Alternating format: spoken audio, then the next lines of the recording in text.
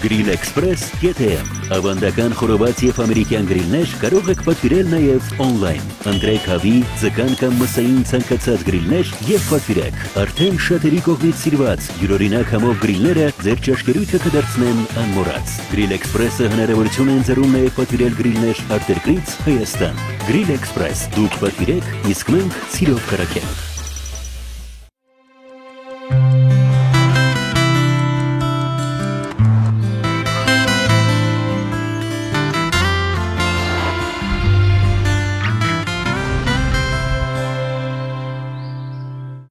Վայելույզ մեզ շատ սիրելի հեռուստադիտողներ, ինչպես ասել է Բենջամին Ֆրանկլինը, շուտ քնել ու առավոտյան վաղ արթնանալ, ահա այն ամեն ինչ մարդուն դարձնում է հարուստ, առողջ եւ իհարկե խելացի։ Բարի առավոտ սիրելի հեռուստադիտողներ, այսպես մենք մեզ խաբում ենք, որ շուտ քնում ենք, շուտ արտանում ենք, ուրեմն հարուստ եւ խելացի ենք, բայց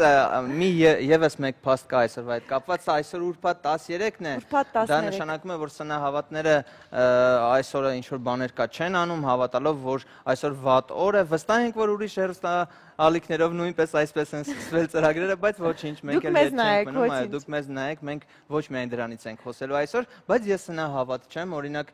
չեմ հավատում, որ սև կատու անցնի, ինչ որ մի բան կլինի այդ օրը։ Կամ աղը կթափվի, ուրեմն պետք է տանը կռիվ լինի, կամ աչքդ կխաղա, կամ ձեռքդ կխոյ։ Ինչի համար եմ ասում։ Ամեն դեպքում արի այսպես անենք, ողջունենք եւ բոլոր նրանց, ովքեր սնահավատ են, հիմա մարդիկ են սնահավատ են, եւ բոլոր նրանց, ում օրինակ 13 թիվը հաջողություն է բերել, ես 13 թիվ եմ եղել Մատյանում եւ գերազանց ավարտել եմ։ Ես էլ 13 տարի եմ սովորել դպրոցում եւ գերազանց ավարտել եմ, չնայած որ 3 տարի մնացել եմ նույն դասարանում, ես ժամանակ առաջ մի սև կատու անցավ իմ դիմացով եւ ընկավ մեքենայի տակ, երևի իր արխիվից էլ մի քիչ առաջ էր սև կատու անցել։ Այո, այնպես որ չեմ հավատում։ Բայց ես չեմ մոռանում, որ տատիկս միշտ ասում էր աչքս կխաղա կռիվ պդեղնի, ասում էինք տո ջան, դե չի լինելու, հետո papas ասում էր, դե ինչ ես անդադ ասում, որ կռիվ պետք է լինի, ոչ հայ տեսար որ քսե աչքս կխաղա կռիվ պետք է լինի, այնպես որ ամեն ինչ տրամադրելուց է գալիս։ Դա չէ որ Վանաձորում ես ապրել, բայց տատիկս Գյումրվա բարբարով է խոսել, այո, Գյումրեցի։ Անցնենք առաջ եւ ասենք որ վերլուծաբանները կանխատեսում են, որ մինչեւ 2017 թվականը երկրի բնակչության 1/3-ը ողջ օրվա մեծ մասն անցկացնելու է սմարթֆոնով որևէ գործողություն կատարելիս։ Հիմա էլ ամբողջ օրը երեխաները այդպիսի մարդ չկա, որ չառնան մի բան չանի։ Ըստ վիճակագրության մինչեւ տարեվերջ խելացի հեռախոս ունեցողների թիվն աշխարհում նախորդ տարվա համեմատ կավելանա 25%-ով եւ կկազմի մոտավորապես 1.76 միլիարդ մարդ։ Այսօր այո, ամենաշատը սմարթֆոններից օգտվում են չինացիները, որտեղ նրանք ավելի շատ են, 521.7 միլիոն մարդ։ Արևմտյան Եվրոպայում տարեվերջին այդ ցուցանիշը կհասնի 196 միլիոնի, իսկ ԱՄՆ-ում 164 միլիոնի։ Արագ զարգացավ երկիրը, հիշում ես առաջ Skype-ի վրա զարմանում էինք, այդ ինչ ա որ սենց միանում ենք, արդեն միանում ենք երևում ա մեկը։ Հիմա էլ մարդիկան զարմանում են, այս զանգում ա, այս երևում ա, բայց տես ամբողջ օրը մենք հեռախոսների մեջ ենք, ինչ որ ընկերներ ունենք on-line-ում չենք ճանաչում, օրինակ ես ընկերներ ունեմ, ընկերներից մեկը մի աղջիկ ում չեմ ճանաչում, բայց ամեն ինչ գիտեմ նրա մասին, որտեղ նա 2 վայրկյան է մեկ նկար է գցում մազերս կարճ ներկեցի, երբ որ տեսնեմ ուզում եմ ասեմ վերջը գտար քո ուզած կոշիկները, թե չէ, որտեղ գիտեմ որ փնտրում է կառալվի կոշիկ։ Ահա։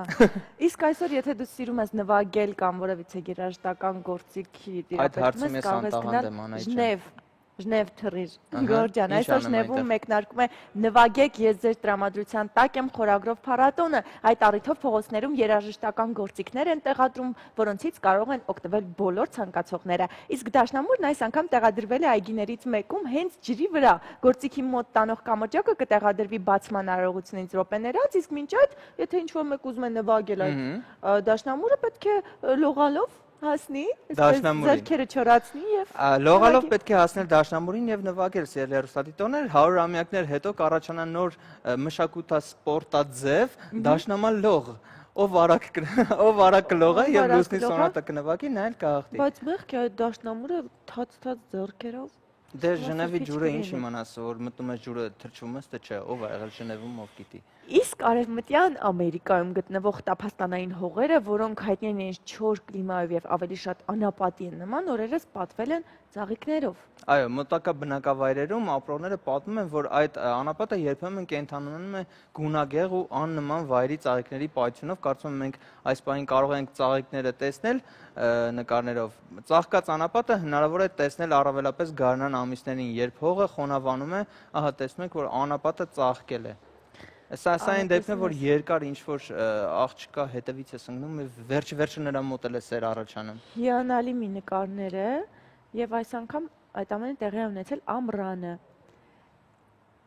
Տեսնում ենք մենք մեր էկրանների, շատ գեղեցիկ է։ Դե ինչ կարծում եմ անապատը ծաղկել է, իսկ որպեսզի մեր եթերը էլ ավելի ծաղկի, մեզ հարկավոր է երաժշտություն։ Ես էլ գիտեի հյութ, լավ։ Դե դու հյութը մտիրից մենք կլսենք լավ երաժշտություն։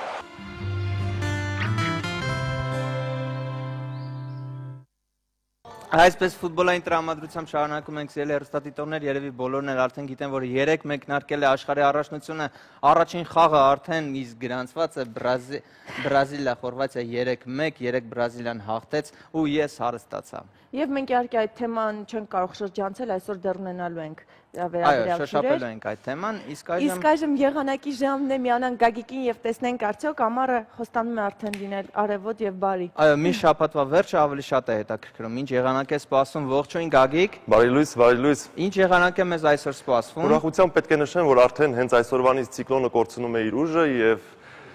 հատկապես հանգստյան օրերին 14-ին եւ 15-ին շաբաթ եւ կիրակի հանրապետության ողջ տարածքում սպասվում է առանց ստեղումների եղանակ եւ օդի ջերմաստիճանի բարձրացում։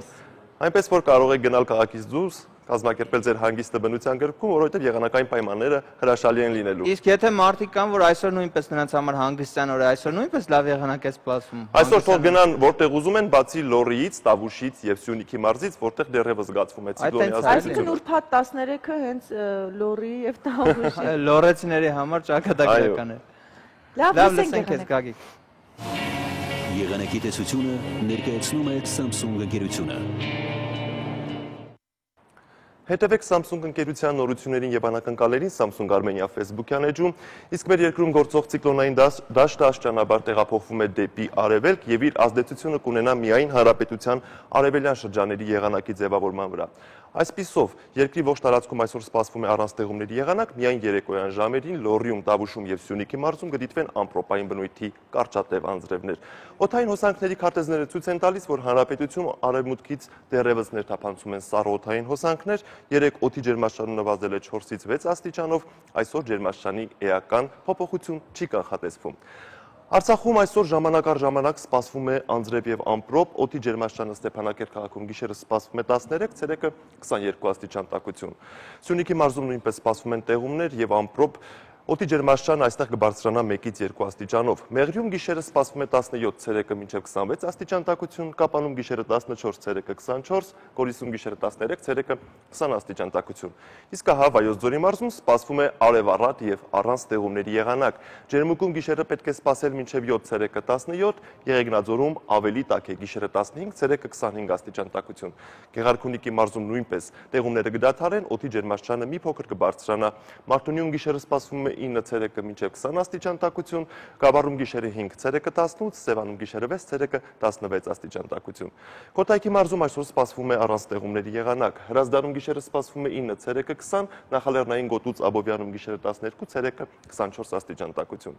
Վերջապես առանց տեղումների եղանակ է սպասվում նաև Արարատյան դաշտի ողջ տարածքում։ Արարատի մարզում գիշերը սպասվում է 15-ից 16, ցերեկը 26-ից 27, Արմավիրի մարզում գիշերը 13-ից 14, ցերեկը 26-ից 27 աստիճան տաքություն։ Արևառատ եւ առանց տեղումների օր կդիտվի նաև Արագածոտնի մարզի ողջ տարածքում։ Աշտարակում գիշերը սպասվում է 12, ցերեկը 26, Ապարանում գիշերը 6, ցերեկը 18 աստիճան տաքություն։ Տավուշում երեկոյան ժամերին սպասվում է կարճատև անձրև եւ ամպրոպ։ Իջևանում գիշերը կդիտվի 11, ցերեկը մինչև 22, Դիլիջանում գիշերը 8, ցերեկը 20 աստիճան տաքություն։ Լոռու մարզում նույնպես դեռևս կզգացվի ցիկլոնի ազդեցությունը, երեկոյան կդիտվեն կարճատև անձրևներ, ամպրոպ եւ քամուշ գնացում։ Վանաձորում գիշերը սպասվում է 9, ցերեկը 21, Տաշիրում գիշերը 8, ցերեկը 17 աստիճան տաքություն։ Իսկ Շիրակի մարզում սպասվում է առանց տեղումների եղանակ։ Գյումրիում կդիտվի գիշերը 9, ցերեկը մինչև 21, Աշոտսկում գիշերը 6, ցերեկը 17 աստիճան տաքություն։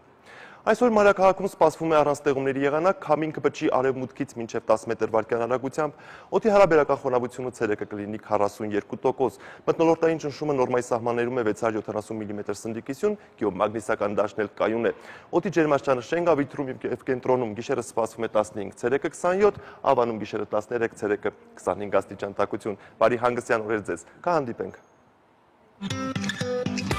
Ես խոսում եմ եւ լուսանկարում։ Ես նկարում եմ եւ խոսում։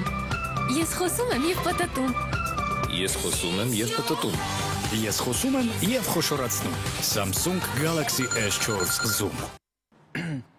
Դե ինչ գոր, ինչ է կատարվում աշխարհում։ Խոսենք աշխարհի անցուդարձից, բացի ֆուտբոլից, այլ բաներ են կատարվում։ Եվ այսպես Սինգապուրի բնակելի համալիրներից մեկում կհայտնվի ամենաբարձր ուղղահայաց այգին։ Կանաչ տունը, որի ճակատամասը կպատվի բույսերով, արդեն հայտնվել է Գինեսի ռեկորդների գրքում։ Շինությունը խոստանում է զգալիորեն բարելավել քաղաքապետության էկոլոգիական վիճակը։ Այո, ըստ հաշվարկների այն կխնայի բնակիչների $400,000, որն ամեն տարի ծախսում է օդորակիչների օդի խոնավացուցիչների վրա։ Փաստորեն մի ելք են գտել, որը եւ չի աղտոտում բնությունը եւ օգուտ է տալիս մարդկանց։ Այսինքն այո, էկո է այդ համակարգը, կարելի է ասել։ Մենք ունենք նաև տեսանյութ Այո, էկո-կառույցների մասին պատրաստած տեսանյութ ունենք, ավելի մանրամասն այս բանին կարող ենք դիտել։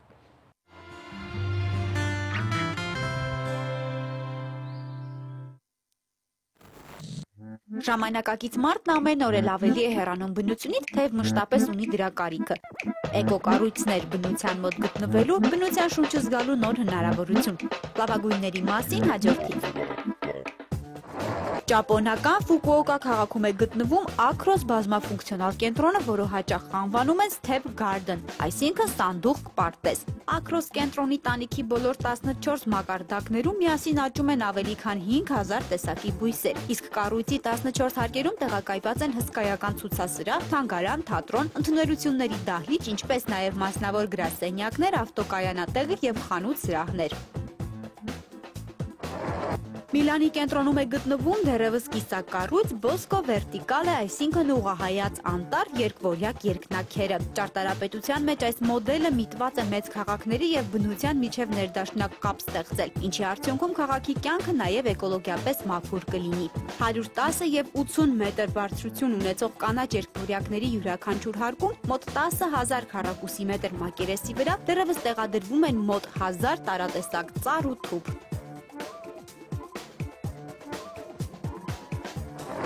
Լանդշաֆտային դիզայնով ու ճարտարապետական հիանալի լուծումներով այս շինությունը գտնվում է Սինգապուրում։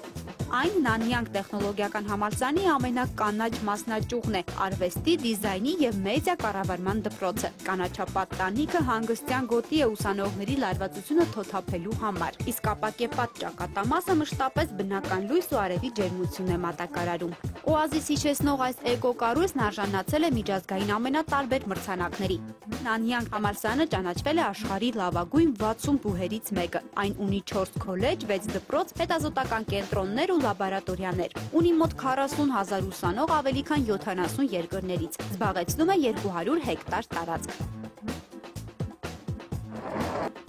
Հյուրանոց այգի ձևաչափով է կառուցվել Park Royal on Pickering հյուրանոցը, որը գտնվում է Սինգապուրում։ 15,000 քառակուսի մետր մակերես զբաղեցնող 6 բարձրադիր այգիների եւ շենքի էներգետիկ տնտեսող համակարգի շնորհիվ այս հյուրանոցը համարվում է Սինգապուրի ամենաբարձր կանաչ կառույցը։ Իսկ նորարարական արեգակնային էներգետիկ համակարգի համար այս նախագիծն արժանացել է Solar Pioneer մրցանակին։ Պետք է նշել նաեւ, որ 2013 թվականից գործող Park Royal on Pickering-ը կառուցվել է միայն բնական շինանյութերով։ Հյուրանոցն ունի 367 սենյակ, որոնք տեղակայված են կառույցի վերնահարկերում։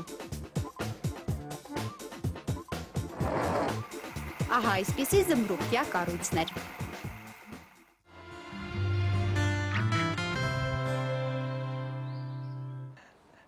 Սիրելի հեռուստադիտողներ, մնացեք մեզ հետ, կարճատև գովազդից հետո կշարունակենք։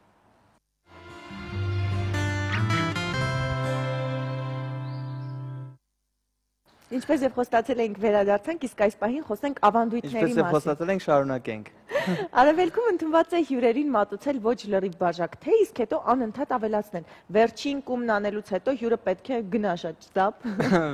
Վերջին կումը անեցիր գնա։ Իսկ Չինաստանում ընդունված է չփչփացնել ու հնարավորին չափ փնթի ուտել։ Այդ ժամանակ տանտերը հասկանում է, որ հյուրերը գոհ են, իսկ եթե հյուրերը անձայն են ուտում, դա դիտում է որպես տանտիրոջն ուղղված վիրավորանք փաստորեն։ Իսկ Հայաստանում եթե չփչփացնես վերջին բաժակ թե եք լցնենք, ասեն գնա։ Ասեն գնա։ Պորտուգալիայում վիրավորանք է համարվում ռեստորանում մատուցողից լրացուցիչ աղ ու պղպեղ խնդրելը։ Քիչ է։ Ամեն ժամանակ։ Մատուցողին եթե գնա աղբորը բերի, ինչ ասի, ասել է մի հատ աղ բեր, վիրավորանք է դա։ Ճապոնիայում եւ Նորվեգիայում ընդունված է զույգ թվով ծաղիկներ նվիրել։ Այդ երկրների բնակիչները կարծում են, որ կեն թվով ծաղիկն առանց զույգի իրեն միայնակ է զգում։ Այո, զույգը լինում են իրար հետ են լինում, դրա համար պետք է փոքր ծաղիկներ էլ նվիրեն, որ ընտանիքով լինեն, մի քիչ ավելի հաստ ծաղիկ, այո, դրսից եկած փորով քերրի որպես, որ ամբողջ գերդաստանով լինեն։ Իսկ Ճապոնիայի դպրոցներում սովորեցնում են գրել աջ եւ ձախ ձեռքով, որպեսզի երեխայի ուղեղի երկու կիսագունդներ հավասարաչափ զարգանան։ Մեջտեղի մասին ոչ մեկ չի, մեջտեղի գծի մասին ոչ մեկ չի մտածում։ Իսկ Նորվեգիայում ընդունված չէ տրանսպորտում տեղ զիջել մեծահասակներին, դա դիտվում է որպես սեփական առավելություններ են գծելու փորձ, փաստորեն այդպես են քողարկում անքաղաքավարությունը եւ ծուլությունը երիտասարդների։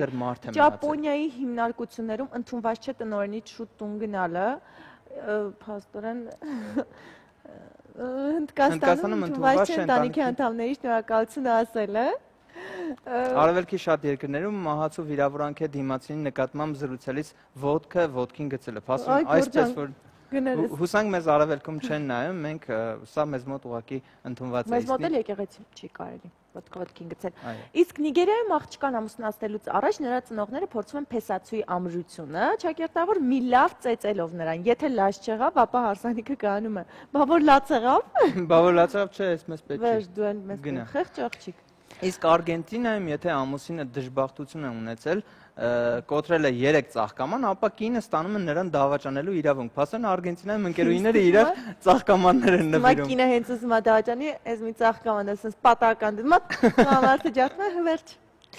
Իսկ այժմ խոսենք իհարկե սիրելի կանանց մասին։ Մինչև 100 տարին ապրած մարդկանց 80%-ը կանայք են գործում։ Իսկ կանանց 29%-ը կյանքի ընթացքում ավելի շատ ժամանակ է ծախսում կոշիկների ընտրության, քան ամուսնու փնտրտուքների վրա։ Փաստորեն ձեզ համար կոշիկը ավելի կարևոր է։ Գերմանիայում կանանց 35%-ն իրենց ամուսիններից ավելի շատ են վաստակում, իսկ ԱՄՆ-ում այդ ցուցանիշը հասնում է 30%-ի, իսկ ողջ Եվրոպայում 59%-ի։ Իսկ հարսնացուների 22%-ն ամուսնության առաջին շաբաթը զղջում են կարգավիճակը փոխելու համար։ Փաստորեն առաջին շաբաթը միանգամից դուրս չի գալիս, հետո սովորում են, որովհետև ասենք ինչի համար, որովհետև աղջիկները միշտ մտածում են, որ ամուսնությունը իրենց կերջանկացնի, այնինչ պետք է իրենք իրենց ամուսնությունը երջանկացնեն։ Չար լեզուներն ասում են, որ ճամպրուկ հավաքելիս կանայք վերցնում են միջինը 26 իր, որոնցից չեն օգտվում ուղևորության ընթացքում, բայց նրա մեջ ճշմարտություն կա, որ բաներ են վերցնում, հետո չեն օգտվում։ Դե դա բոլորն են կարծում են վերցնում, որտեղ մտածում են պետք է գա, պետք չի գալիս։ Գա էլ այդ թելու ասեղը։ Կյանքի ընթացքում մեկ կնոջ գնաց պայուսակների միջին թիվը 111 է, շատ ծիծաղելի թիվ է ինձ համար, շատ քիչ է ինձ թվում, որտեղ այո, շաբաթական եք դուք այդքան գնում, որտեղ ամեն մի շորիկի եւ ամեն մի չուլկի հետ պետք է լինի հատուկ ինչ-որ վիճակագրության միջին հաշվով ամեն կին լոգարանում պահում է հիգիենայի եւ հարդարման 37 միջոց, այս այդ ճշմարտությանը մոտ է։ Ճիշտ է, կանանց ուղեղը 10%-ով ավելի փոքր է տղամարդկանց ուղեղից, բայց դա չի խանգարում լինել առաջատարը կյանքի մի շարք կարևոր ոլորտներում, այդպես են ասում հենց իրենք կանայք։ Օրինակ կանայք ոչ, այդ հենց են տղամարդ գիտնականներն են։ Օրինակ կանայք ունակ են ընկալել միանգամից մի քանի աղբյուրներից ստացվող տեղեկատվություն, իսկ տղամարդիկ հələ հերթով մեկը ասեք, հետո լավ, հիմա հիշենք պատմությունից, որ կինն է այդպես եղել, բայց Նապոլեոնը գոնե բոլորս Աստված իմ Ինչպես նաև հաջողությամբ յուրացնում են հումանիտար գիտությունները եւ ունեն ավելի լավ զարգացված կազմակերպչական հատկություններ, սա համաձայն եմ։ Ինչն է լավ ձեզ մստացում, լեզուները, լեզու թափելը, շատ խոսելը, դա ձեզ մոտ լավ է ստացվում, ինչ խոսք։ Գորջա, մինչև մենք մի բանը չկազմակերպենք, ուղղակից երբեք դուրս չեք գա։ Կնոջ շփման պահանջը 1.5 անգամ ավելի է, քան տղամարդկանցը։ Կանայք ավելի լավ զրուցակիցներ են, քանի որ գիտեն լսել առաջին հերթին։ Այդ բոլոր առավելությունները միայն ավելացնում են գեղեցիկ սեռի անմատչելիությունը, աղջիկ խոսացնելու հայկական տարբերակներ կային, չէ՞, առաջ ասում են քուրիկ ժամը կասես, հիմա փոխվել են այդ տարբերակները, ասում են նկարեց սիրուն է։ Ամենը հրապարակում էր կատարվում։ Այո, երբ որ ժամը վերևն է։ Այս պահին մեր տեսանյութը անդրադարձել է աղջիկ խոսացնելուն, այո։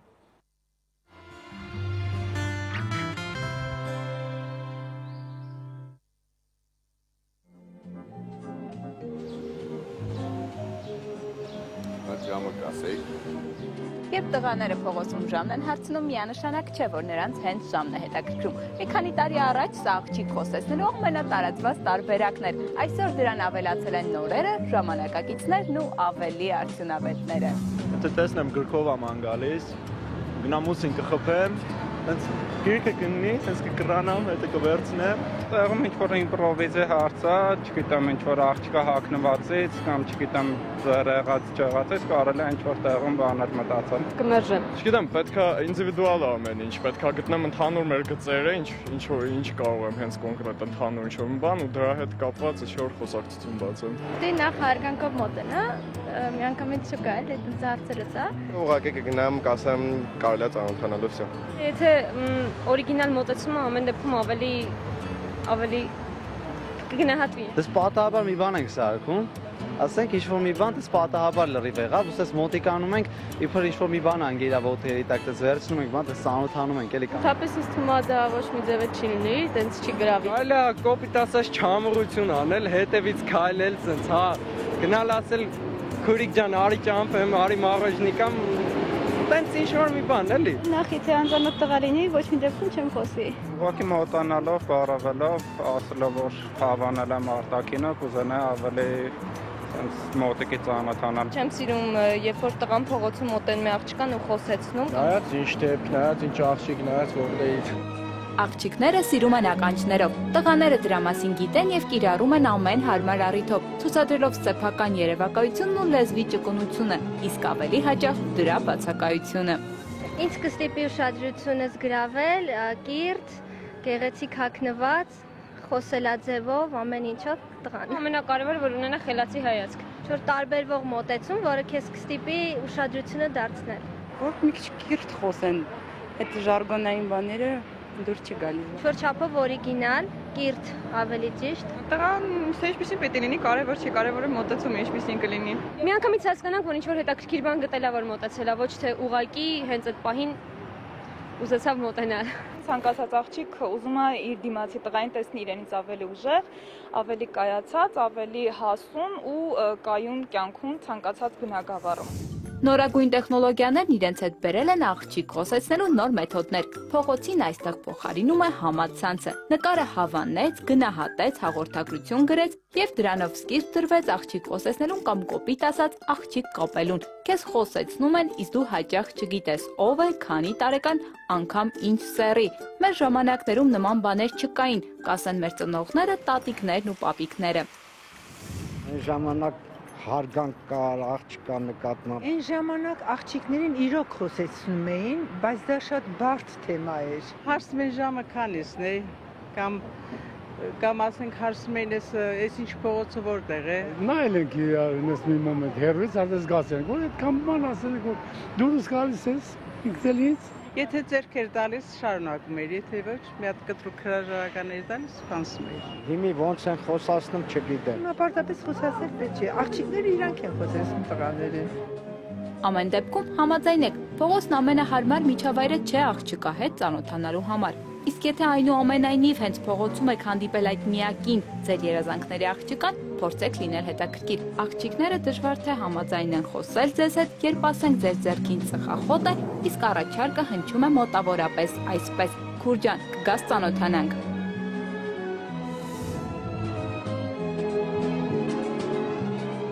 Լիլիթ Սարգսյան, Աղվան Հարությունյան, Առավոտը շանթում։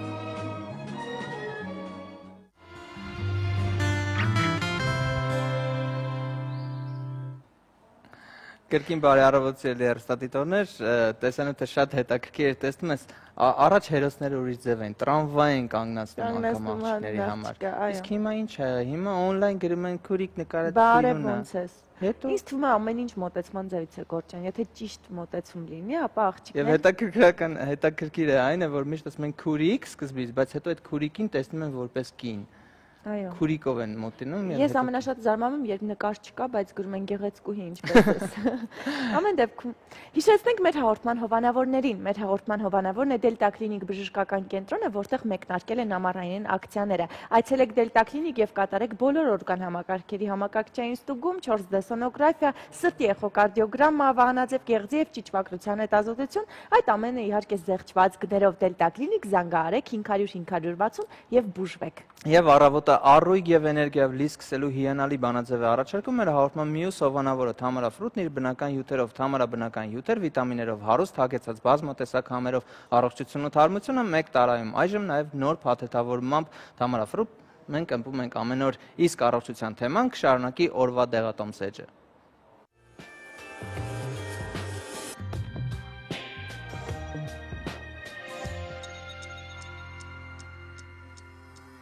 Բարի լույս, ասում են մեր առողջությունն ուղիղ համեմատական է այն բանին, թե մենք ինչքան եւ ինչպես ենք ուրախանում լույսը բացվելիս եւ եղանակի փոփոխություններին հետևելիս։ Հենց այդ նպատակով էլ մենք ամեն առավոտ անդրադառնում ենք առողջական որևէ խնդրի։ Այսօր մեր ուշադրության կենտրոնում հիպերլորդոզն է, իսկ զրուցակիցս բժիշկ կինեզիոլոգ Գագիկ Մկրտչյանը։ Բարի լույս։ Բարի լույս։ Նախ մեզ կբացատրեք, թե որն է հիպերլորդոզը։ Նախ եւ առաջ ասեմ, որ հասկանալու համար թե ինչ է իրենց ներկայացնում հիպերլորդոզը, պետք է տեղյակ լինել, տեղեկանալ, թե ինչ է իրենց ներկայացնում լորդոզը։ Լորդոզը դա ողնաշարի ֆիզիոլոգիական ծռումն է սագիտալ հարթության մեջ դեպի առաջ, ունենում ենք ողնաշարի պարանոցային եւ գոտկային հատվածներում։ Երբ որ լորդոզը նորմայի սահմաններից շեղվում է դեպի առաջ ավելի շատ, սա համարվում է հիպերլորդոզ կամ լորդոզի խորացում, այլ կերպ ասած։ Ինչն է պատճառ դառնում լորդոզի առաջացմանը։ Լորդոզը ունի զարգացման տարբեր պատճառներ։ Այն կարող է լինել եւ բնածին եւ ձեռքբերովի։ Ձեռքբերովի լորդոզի շարքին է պատկանում ողնաշարային տուբերկուլյոզից հետո առաջացող լորդոզի խորացումները, տրավմաները, հարկադրական երկար սխալ դիրքերը, ծանրությունները, ինչպես նաև կարող են հանդիսանալ որպես երկրորդական հիվանդություն։ Իսկ ինչպես է այն արտահայտվում, միայն ողնաշարի թեքությամբ կարող ենք որոշել, թե ցավային սինդրոմներ կան։ Բացի արտաքին թեքումը դեպի առաջ, արտաքին կորը դեպի առաջ, այն կարող է ունենալ նաև ցավային զգացողության դրսևորումներ։ Այսինքն տվյալ պարագայում կառնչվեն գոտկային հատվածում ողնաշարային ցավերի, որը կտարածվի ընթացքում ստորին վերջույթներով եւ կառաջացնի կոնքի խոռոչի օրգան համակարգերում նյութափոխանակության խանգարումներ, ընդհանուր մինչեւ մյուս օրգան համակարգերի կոնքում գտնվող ախտաբանական երևույթներ։ Իսկ այդ ցավերը հիմնականում երբ են արտահայտվում, երբ նստած դիրքում են, երբ պառկած ենք, թե օրվա ցանկացած ժամի ու ցանկացած դիրքում։ Առհասարակ այն կարող է պատահել օրվա տարբեր ժամերին, բայց հիմնականում դրսևորվում է նստած ժամանակ, որովհետեւ մարմնի ամբողջ ծանրությունը նստած ժամանակ տանում է գոտկային հատվածը իր վրա։ Ինչ հետևանքներ կարող է ունենալ։ Հետևանքները կարող են լինել ընդհանուր մինչև ողնաշարի գոտկային հատվածի աճառային սկավառակի ճողվածները, այն կարող է ընթացիկ զարգացնել դեգեներատիվ դիստրոֆիկ փոփոխություն, որը բարդանալով առաջ բերի սուր ցավային երևույթների եւ ընդհանուր մինչև կարիք ունենա վիրահատական միջամտության։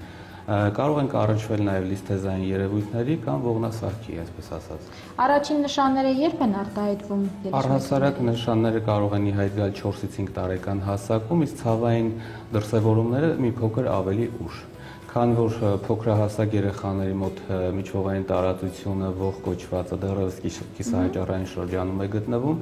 այդքան էլ նեղություն չի կարող առաջացնել։ Իսկ պատանեկան տարիքում արդեն կամ ծանրաբեռնված կենցաղ վարելիս սկսում է դրսևորվել, քանի որ այս ընթացքում նաև առաջանում է միջովային տարածության իջեցում ողերից սխալ դասավորության հետևանքով։ Այսինքն, եթե 4-5 տարեկան երեխայի մոտ տեսնում ենք մեջքի կորություն, թեկուզ մի փոքր թեքվածություն, ապա որպես ահազանգ ընդունենք դա դիմենք բժշկի։ Այո, լորդոզի խորացումը կարելի է ախտորոշել նաև տան պայմաններում, ապա նոր դիմել բժշկի, եթե կասկածներ կառաջանան այդ պարագայում դիմել բժշկի։ Ինչպես։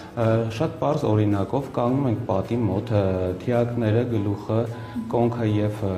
կրունկները կպցնում ենք պատին, ձեռքը փորձում ենք անցկացնել գոտկային հատվածից դեպի ետ։ Եթե ձեռքը շատ հեշտ ու հանգիստ անցնում է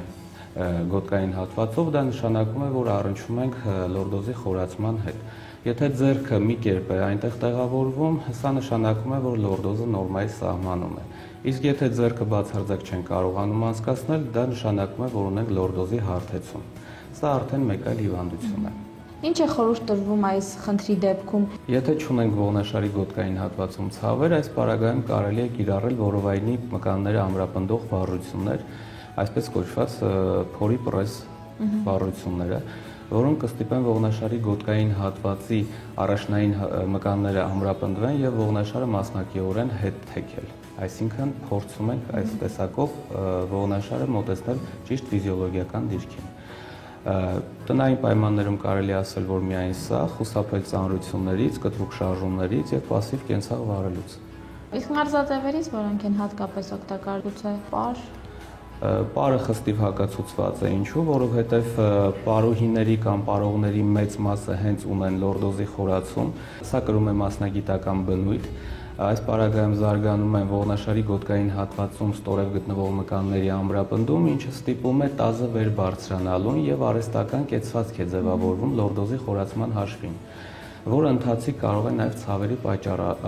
հանդիսանալ։ Այդ իսկ պատճառով պարը հակացուցվում է այս պարագայում։ Նաև ձգումներ են կատարում տան պայմաններում, կարելի է թե ոչ։ Եթե միայն պտածողից կախվելը նկատի ունեք, ապա սա չի կարելի, քանի որ պտածողից կախվելուց հետո կամ առաջ ըստ բժշկի ցուցման պետք է կատարվի մասնակի վարժություններ, որպեսզի տրավմա չառաջանա։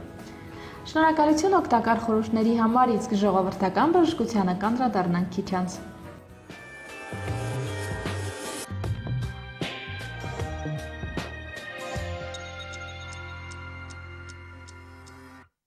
Կերկին բարի առավոտ երեստադիտողներ։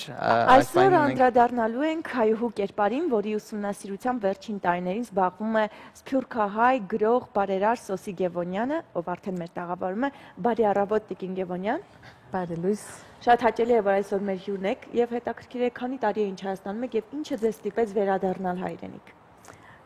Ուրեմն Երբ որ անկախությունը եղավ, ես շատ կուզեի գալ, բայց այնադեն ընտանիք եւ այլն երեխաները դեռ փոքր էին, հնարավորությունը չունեցա, բայց ամեն տարի գուքայի իմին արձակուրսս հասցեի անցնեի, այսինքն 10 տարվա մեջ 8 անգամ եկել եմ, որ արձակուրսս անցնեմ։ 2004 թվականին արդեն որոշվեցավ, որովհետև փոքր աղջիկս համալսարանը ավարտեց Լոս Անջելես, ասավ ես Հայաստան կուզեմ երթալ ապրիլ, որտեղ ինքը շատ կսիրեր, եկած էր այստեղ գործունեություններ դարաձեր։ Ես ալսի լավ, ինքը պիտի երթա, որտեղ մյուս երկու մեծերս ամուսնացած էին արդեն։ Ասի ինքնա 20 տարեկան էր, ասի ուր ցկեմ առանցինը երթա ուր պիտի ապրի ինչ պիտի։ Ասի օքեյ, հա դե մենք ես ալգու կամ քո հետ եւ ադանգով 2004-ին այդ մեծ քայլը ըրի եւ եկա եւ մնացի 2004-ին վեր Գաբրիմ։ Արդեն 10 տարի է Հայաստանում եք եւ ինչով եք զբաղվում Հայաստանում հետաքրքիր։ Շիդագը Հայաստան, ես իմին մասնակցությունը սոցիոլոգ եմ եւ սոցիալ աշխատող եմ, Ամերիկա այդ գործով զբաղված եմ եւ մասնակցությունս, այսինքն ֆոկուսս բռնության ենթարկվող կանանց հարցերն էր։ Երբ որ եկա այստեղ ուզեցի նույն բանով անել եւ մի քանի հասարակական գազագերբություններուն հետ կոնտակտ երի, բայց մեջտեղ եղավ, որ Ամերիկայի օրենքները եւ Հայաստանի օրենքները իրար հետ չէին համապատասխանում, տարբեր էին եւ ես ալ անդրադարձա եւ ինձի ալ բաներին, որ սոսի աստեղը Ամերիկա չէ, անանք որ այդ օրենքները չի կալեր եւ այլն։ Անոր համար ուղղությունը փոխեցի իմ գործունեություններուս եւ ասի որ ինչու համար կանանց եւ աղջիկներուն օգտակար չեմ դառնալ եւ քանի որ ես ուսման շատ քաչալերող եմ մանավանդ աղջիկներուն, որովհետև գուզեմ, որ բարձրակույն ուսումը ստանան, հավատացած եմ, որ միակ բանն է, որ իրենց գախվածություն են գազադե, եւ որոշեցի, որ քաչալերեմ, ասենք թե անաբահով ընտանիքներու զավակներ, աղջիկներ ընդհանրապես ծնողազուրկ միակողմանի եւ կամ երկկողմանի ծնողազուրկ աշակերտներ, որ ասենք թե գուզեն սովորել բարձրակույն գրթություն գուզեն ստանալ, միջոցներ չունեն, այո, ուզեցի իրենց քաչալերել եւ օժանդակել։ Իսկ ինչպես եք գտնում նմանատիպ մարդկանց? Որովհետև Հայաստանում շատ-շատերն են, այսինքն ինչպես եք տարանջատում, թե որ մեկին կոնկրետ պետք է։ Ուրեմն ես այդ դարիներում, որ գուքայի իբր տուրիստ, ջամբար գերթայի ցաղացոր ջամբար դիրամեր Հայաստանի ջամբարը եւ անդեղը երեխաներով զբաղվեի այդ 3-4 շաբաթը որ գմնայի եւ անդեղեն արդեն աղջիկները ինձի ալզանոտ էին շատ գսիրեին ես ալ իրենց անշուշտ շատ գսիրեի ուրեմն 8 տարի հետո մեծանանոնք եւ համասարանական եղան եւ իրենք հանցնարարեն Առաջինը աս տեղակորձ աղջիկս եղավ, որ ավարտեց հիմա եւ Գյումրի աշխատի տեղակորձ իբր եկավ սա որ դիգեն սոսի ես կուզեմ ծեր մոդը մնալ, եթե կարելի է, ասի օքեյ եկավ ես հարմարություն ունեի, մնաց, վերջը ուրիշի եկավ, Այսքան որպես մայրել եք եղել կարելի է։ Հիմա այո, այդպես է, հիմա իրենք համասարան գերտան, ես ալ իմ գործունեություններս կնեմ, ուրեմն ջաշերնին կպատրաստեմ, համասարան են գուքան, գնստինք, աղվոր երջանիկ ընտանիք։ Իսկ երեխաների մոտ խանդ չկա։ Չէ, չէ, արդեն անոնք շատ մեծ են, եւ ասհոս չեն, ամերիկայեն, Բզդիկ աղջիկս Վաշինգտոն եմ, յուսերը Լոս Անջելես են, թորներս եւ այլն։ So անանք որ ասպես ուրախ զվարթ երջանիկ ընտանիք Իսկ հետաքրքիր է նրանք չեն ուզում տեղափոխվել Հայաստան, որտեղ դուք եկել եք, ձեզ դուր է եկել, նրանց վստահ եմ պատմում եք, որ Հայաստանում շատ լավ է։ Աղջիկս 2 տարի ապրեցավ, հենց որ ինքը 2004-ին ըսավ ես Հայաստան կուզեմ երթալ եւ եկանք 2 տարի մնաց։ Այդ դա հետաքրքիր է ինչու է հետ գնաց։ Հետ գնաց ուսումին համար, որտեղ միան bachelor's ուներ եւ ես կուզեի որ շարունակեի մագիստրատուրա եւ այլն անե։ Անանք որ գնաց Փարիզ 2 տարի հոն առաջին մագիստրատուրան հրավ, վերջնալ Ամերիկա երկրորդ մագիստրատուրան եւ իրեն ըրած բանը մասնակցությունը միջազգային գաբեր է եւ Վաշինգտոնի մեջ ավելի հնարավորություն կա աշխատանքի, so առաջ ուսանող էր, ուսանող եւ տուրիստ էր, հիմա որ աշխատի այլևս ազատությունը շատ չունենար։ Տիկին Գևոնյան, մենք գիտենք, որ դուք բազմիցս անդրադարձել եք հայուհու կերպարին ձեր գրքերում, հետաքրքիր է այժմ հիմա, երբ ապրում եք Հայաստանում, ձեզ գոհացնում է հայուհու կերպարը, արդյոք համապատասխանում է այն հայուհուն, որ եղել է առաջ։ Շիդագը շատ անգամ այո, որովհետեւ անդրադարձած եմ, որ ինչ կարողություն ունի եւ ինչ զորություն ունի հայուհին։ Աս երկրին դժվար պայմաններում ինչպես են հաղթահարում, ինչպես են ադապտացիա այո, ուժեղ է։ Այդ մեկադը այո, գրնամ հաստատել, այսինքն, որ եւ ընտանիքին սույնն է։ Իսկ ժամանակակից մտածողությունը, որ մի հարուստ տղա գտնեն, ամուսնանան, այդպես Գիտեք ինչ է, այդ մտայնությունը կարծեմ թե ամեն ժամանակներու բանն է, ամեն ժամանակներու սովորությունն է, որ գա եւ հիմա գիտեք ինչ է, աս ամուսնալուծումները, որ հեշտացած են, ալավելի ատտեսակ մտայնություններով բանն երբ որ հարուստ մեկում հետ կամուսնանան, վերջը տեսնան, որ իրենց ուզած համա մտածող չէ կամ վերապերմունքը չունի եւ այլն, ուրեմն գծախողի այդ միությունը։ Հենց դրա մասին է խոսքը, որ առաջներում նմանատիպ ամուսնություններ չեն եղել, որտեղ եթե ամուսնացել ես, մինչև կյանքիդ վերջ պետք է հավատարիմ մնաս քո ամուսնուն եւ բաժանությունների մասին խոսք անգամ լինել չէր կարող եւ հիմա փոխվել է։ Ես ինքս եղել եմ Լիբանանում եւ այնտեղ հայ ընտանիքներում շատ ուրիշ ձև են դաստիարակվում երեխաները, Սփյուռքում ավելի շատ հայապահպան են կարծես թե, քան հենց մեր արևելյան Հայաստանում։ Դուք այդ տարբերությունները տեսնում եք։ Այո, որտեղ այստեղ քիչ մի շատ մոլորացություն կտեսնամ, ասենք թե ռուսական, հիմա օրինակի համար ռուսական մշակույթը շատ հարուստ է։ Այո, բայց թուն ֆրանսական մշակույթեն տեղյակ ես, անի հարուստ է, կամ անգլիական մշակույթեն, գիտեք, եւ քու հայկականդ ինչու նվազ հարուստ է, գիտեք ինչպես, այդ մոլորացությունը քիչ մա ես ինձի գվիրավոր է իրականության մեջ։ Հիմա ես օրինակ համար ֆրանսական գրթություն ունեցած եմ, վերջը անդրադարձած եմ իմին մշակույթիս եւ իմին քրագանցած եւ տեսած եմ, որ ոչինչով չի զիջիր, որտեղ ինձ համար ժամանակին ֆրանսական քրագանություն պետք է լա կամ ասենք թե միան ֆրանսացիները սիրել գիտեն, ուրիշ աշխարհի մեջ մեկը չի գա որ սիրել գիտե կամ սկացում գնալ դա դել գիտեք, Երդասարդ ճամփան, բայց երբ որ վերջը ավելի, ասենք թե ուրիշ մշակույթներ կտեսնաս կամ ասենք հիմա իմինս, որ ես կծանոթացած եմ եւ կփարելավեմ ամեն անգամին իմին բանաստեղծությունները, բաները, կտեսնամ, որ չէ, ասոնքալ սիրել գիտեն, հայերն ալ մտածել գիտեն, գիտեք ինչպես։ Եվ կզարմանամ, որ հիմա ասենք թե ես բան գնեմ, բայց ես այդպես կմտածեմ, բայց ես այնադեն շատ երդասարդ էի եւ ասենք թե այդպես կմտածեի, բայց հենց որ դարիքդ կառնես եւ կհասունանաս եւ միտքդ կբացվի ուրիշ մշակույթներով բաներով, կտեսնաս, որ չէ, քու գդալ, բայց հիմա ես կզարմանամ, որ մեծ գիներ այդպես կխոսին, գիտեք ինչպես, որ ասենք թե ռուսական մշակույթը շատ հարուստ է։ Բայց հայկականը ինչու։ Միշտ էլ ասում են հարևանի հարսը միշտ էլ ավելի սիրուն։ Մենք գիտենք, որ դուք նաև ունեք հեղինակած գրքեր եւ մեկը կարծես թե պատմում է ցեղասպանությունից փրկված մի կնոջ մասին, եթե չեմ սխալվում։ Այո, ուրեմն Արշալույս Մարդիկանյան անունով աղջիկը, այսինքն գոյություն ունեցած է եւ ինքը ցեղասպանութենեն ազատած է եւ իրեն պատմության մասին գիրք գրած են։ Ինքը գրած է գիրքը, երբ որ Ամերիկա եկած է 1917-ին, իր թարգմանաբար գիրքը գրած են Խոշտանգված Հայաստան անունով եւ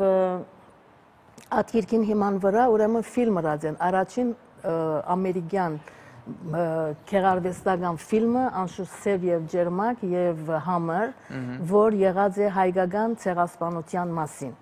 2.5 ժամնոց ֆիլմը եղած է, 10,000 հոգի մասնակցած է, որոնց 200-ը Կալիֆոռնիա Ֆրեզնո քաղաքեն ցեղասպանութենեն ճողոբրած երեխաներ եղած են։ Ուրեմն ֆիլմը շատ նշանավոր եւ շատ դարացայնված է Հարավային Ամերիկա, Հյուսիսային Ամերիկա, Անգլիա եւ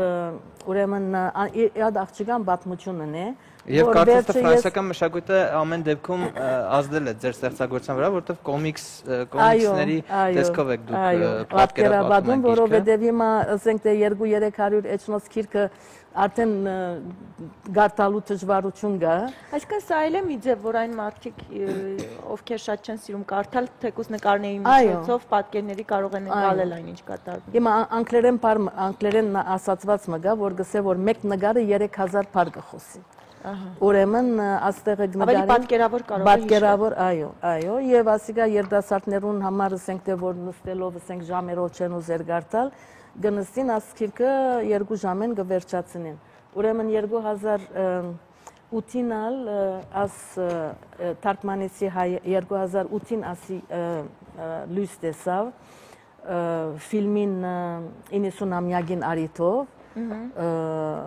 Action of Souls է անունը, որ հոգիներու աջուրդը կթարգմանվի անգլերենով։ Հիմա 2011-ին ալ հայերենի թարգմանեցի եւ հրադարակեցի։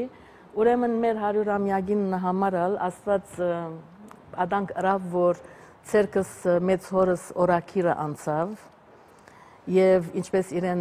գեսարացի ինքը եւ ինչպես իրեն դարածեն, չարչարածեն, ձեծածեն, վերջը քաղաքականության, ընտանիք եւ այլն, ուրեմն ես մեծ հորս օրակիրը ասնագարները իրեն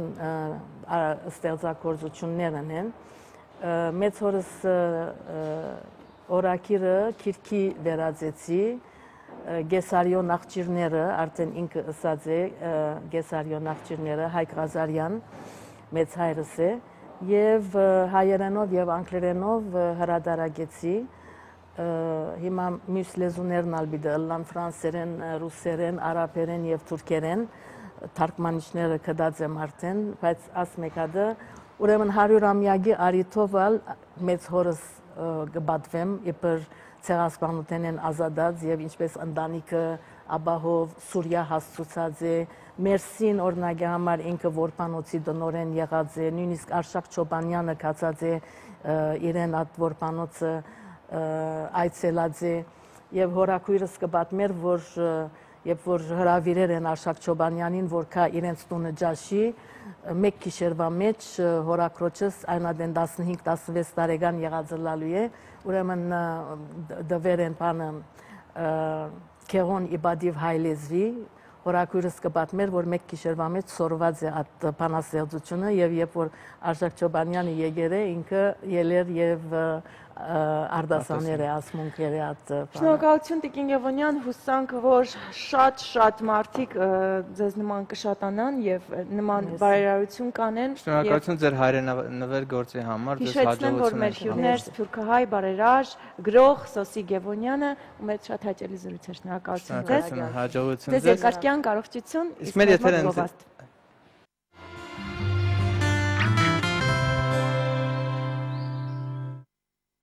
Grill Express KTM Ավանդական խորոված եւ ամերիկյան գրիլներ կարող եք պատվիրել նաեւ on-line։ Ընտրեք հավի, ձկան կամ մսային ցանկացած գրիլներ եւ պատվիրեք։ Արդեն շատերի կողմից սիրված յուրօրինակ համով գրիլները ձեր ճաշկերույթը կդարձնեն անմոռաց։ Grill Express-ը հնարավորություն է ընձեռում նաեւ պատվիրել գրիլներ արտերկրից Հայաստան։ Grill Express դուք պատվիրեք, իսկ մենք սիրով կրակենք։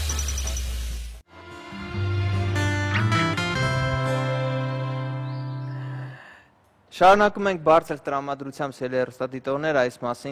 պահին խոսենք Անահիտի սիրած թեմաներից, բամբասենք հայտնիներից։ Դու սիրում ես, չէ՞ Անահիտ բամբասել հայտնիներից։ Հիմա դե սկսենք բամբասել եւ ասենք, որ Արքայազն Հարին օրերս իրեն բավական տարօրինակ է պահել Լոնդոնում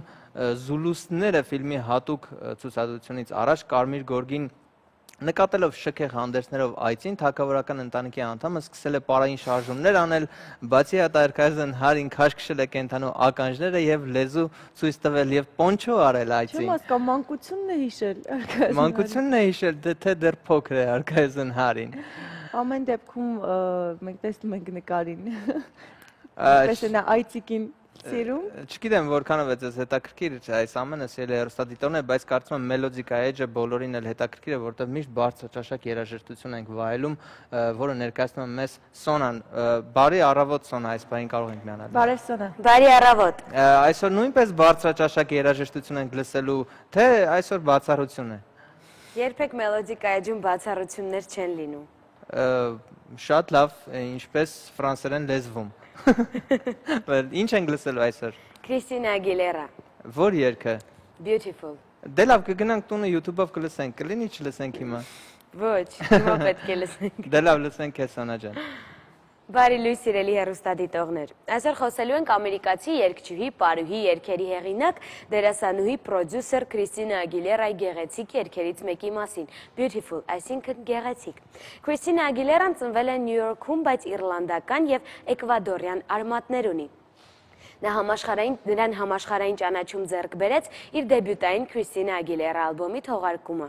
Իր երաժշտական կարիերայի ընթացքում Քրիստինան ստացել է 4 գրեմի, 1 լատինական գրեմի եւ մի շարք այլ երաժշտական մրցանակներ։ Նա դարձել է տասնամյակի ամենահաջողակ երգչուհիներից մեկը, ով վաճառել է ավելի քան 42 միլիոն ալբոմներ ամբողջ աշխարհում։ Beautiful Ագիլերայի 2002 թվականին թողարկված 4-րդ Stripped ալբոմի երկրորդ սինգլն է։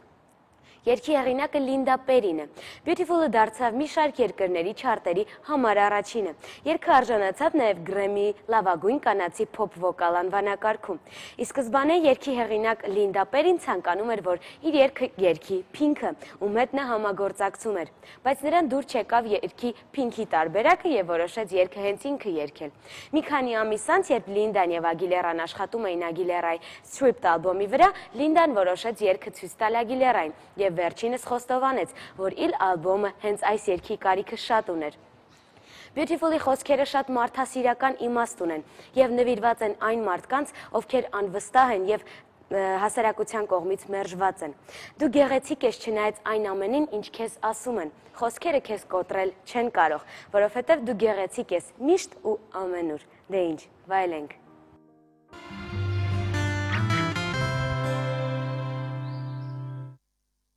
Դե ինչ Քրիստինա Ագիլերայից հետո արժե տեղափոխվել ավտոաշխարհ։ Այո, տղամարդկանց մյուս սիրելի թեմային ավտոմեքենաներին եւ ամերիկյան Ford մեքենաշինական եւ գերմանական Heinz սննդային ընկերությունները համագործակցության շրջանակներում մտադիր են լոլիկների մնացորդները ներառել մեքենաշինության մեջ կետչուպի պատրաստման գործընթացից մնացած լոլիկի չորացած կեղևը կօգտագործի մեքենաների ամրացնող բարձակների, ինչպես նաեւ այլ մանր պարագաների համար, այդպիսով քիմիական նյութերը ավելի քիչ կլինեն մեքենաների մեջ իսկ մեքենաների թեման կշարունակենք ավտոմեքենաների գիտակ Երվանդ Ղարիբյանի հետ։ Երվանդ Ղարիբյանն արդեն տեղավորվում է, բարև ձեզ։ Բարև ձեզ, բարի լույս, Ինչ երկու լուրեր եք մեզ համար առանցել այսօր։ Այսօր մենք խոսենք մի ամերիկյան ֆենոմենի, Ford Mustang անունով ֆենոմենի մասին, որը բավականաչափ ամերիկացու համար բավականաչափ մեծ երևույթ է, եւ երկրորդ լուրով կխոսենք, կտեսնենք թե Volkswagen ընկերությունը ինչ նոր արտադրանք է առաջարկում ամենատնտեսող մեքենաների ասպարեզում։ Դիտենք։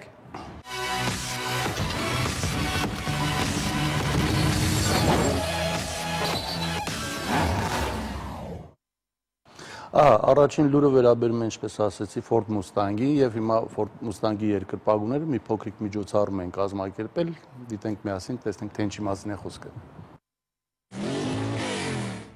Ամերիկյան Ford Mustang-ի երկրպագուները որոշել են առանձնահատուկ կերպով նշել իրենց սիրելի մոդելի ծննդյան 50-ամյակը։ Մի քանի էնտուզիաստներ որոշել են ուղարկել իրենց սիրելի մեքենան տիեզերք, որի համար սակայն օգտագործել են ոչ թե Mustang-ի իրական մոդելը, այլ ընդամենը մակետը։ Իրենց մտահղացման իրականացման համար նախաձեռնող խումբը ամրացրել է Mustang-ի մակետը մեթեոզոնդին, GPS հաղորդիչով ու փոքրիկ տեսախցիկներով եւ բաց թողել։ Անսովոր տիեզերական օդապարիկը բարեհաջող բարձրացել է մթնոլորտի վերին շերտերը եւ 74 րոպե հետո հասնելով 33.5 կիլոմետր բարձրությանը բաց է թողել Ford Mustang-ի մակետին։ Ազատ անկման պայմաններում մակետը սկսել է տարբեր անկանոն շարժումներով սուրալ դեպի երկիր։ Վայրեջքի վերջում, ինչպես եւ նախատեսվել էր, բացվել է պարաշուտը եւ 50-ամյա պաշտամունքային մոդելի մակետը բարեհաջող վայրեջք է կատարել։ 6 ժամ անց տիեզերական թռիչքի նախաձեռնողները GPS տեղորոշիչ սարքավորման միջոցով գտել են անվնաս վայրեջք կատարած Ford Mustang-ին։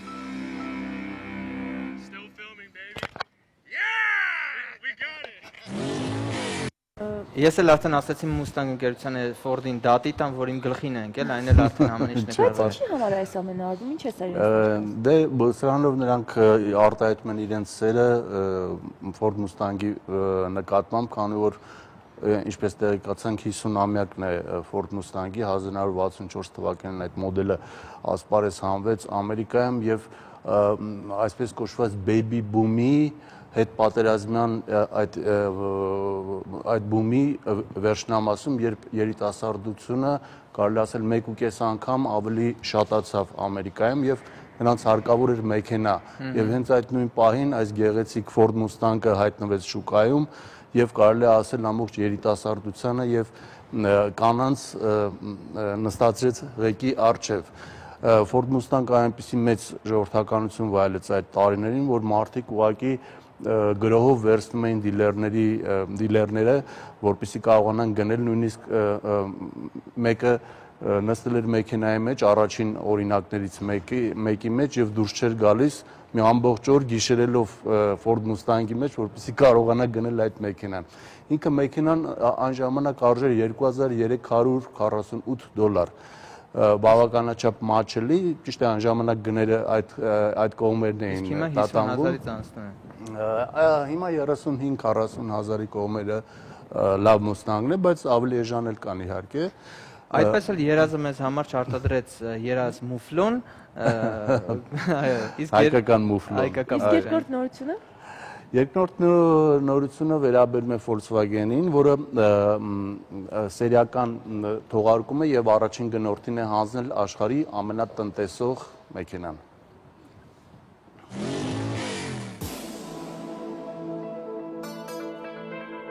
Գերմանական Volkswagen ընկերությունն իր XL1 գերտնտեսող մեքենայի սերիական տարբերակի անդրանիկ օրինակը փոխանցել է իր առաջին գնորդին։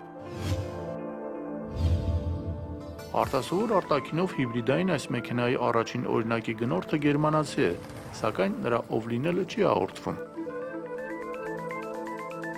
Այժմ Volkswagen XL1-ը կարող է համարվել աշխարհի սերիական թողարկվող ամենատնտեսող հիբրիդային մեքենան, քանի որ 100 կիլոմետր ճանապարհ անցնելու համար այն ծախսում է ընդամենը 0.9 լիտր դիզելային վառելիք։ Volkswagen XL1-ը որպես կոնցեպտուալ մեքենա ներկայացվել էր 2011 թվականին, եւ միայն 2 տարի անց Ժնևյան ավտոսալոնում ցուցադրվեց նրա սերիական տարբերակը։ Երկտեղանի մեքենան ունի 48 ձիաուշ զորությամբ 0.8 լիտր աշխատանքային ծավալով 2 մխոցային դիզելային եւ 27 ձիաուժանոց էլեկտրական շարժիչ։ Մեքենան միայն էլեկտրական շարժիչով կարող է անցնել 50 կմ ճանապարհ, իսկ ներքին այրման շարժիչի միանալու դեպքում այդ տարածությունը կհասնի 500 կիլոմետրի։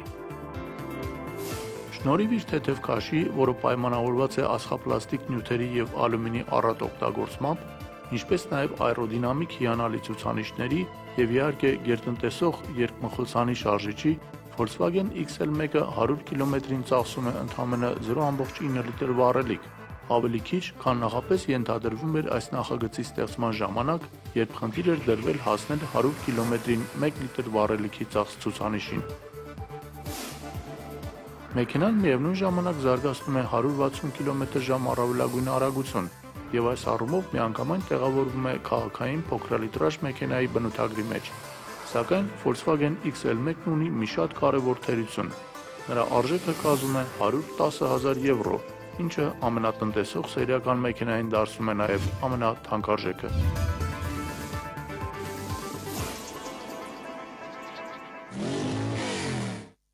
Իմաստ 110,000 եվրո տնտեսելու համար, չեմ կարծում դա տնտեսող մարդ է։ Մեզ մոտ դեռ չի հայտնվել, չէ՞ այս մոդելը։ Չի հայտնվի, որ հայտնվել գազ կդնեն, որ ավելի քիչ ծախսի։ Չի հայտնվի, որովհետև այս մեքենայից արտադրվելու է ընդամենը 200-250 օրինակ։ Սա ավելի շատ կրկին ռեկլամային, կարելի ասել, իմիջային քայլ է Volkswagen-ի կողմից եւ սրա վրա չգիտեմ քանի 100 միլիոն է ծախսվել այս մեքենան ստեղծելու համար։ Այն պետք է դառնա Volkswagen-ի, այսպես ասենք, այցեքարտը ամբողջ համաշխարհային ավտոմոբիլաշինության մեջ, որպեսզի բոլորը կարողանան ասել Volkswagen-ն է ստեղծել աշխարհի ամենատնտեսող մեքենան։ Այսպիսի բաներ։ Չկա էլի, առիթ 10,000 դոլար։ Իսկ Անահիտ ջան, դու արդեն պետք է այս լիտրերը հաշվես, քանի որ ես տեղեկացա, որ Անահիտը արդեն մեքենայատեր է դարձել, նրա ամուսինը նվիրել է մեքենա Անահիտին, այո, եւ հիմա նա սովորում է վարել եւ համալրելու է մեր ավտոմոբիլիստների շարքերը։ Այնպես որ շնորհավորում ենք Անահիտ ջան։ Շնորհավորում ենք Անահիտին, շնորհակալություն ձեզ Երևան։ Մենք գովազդի ընթացքում շոմպայն կբացենք, Անահիտն է պետք։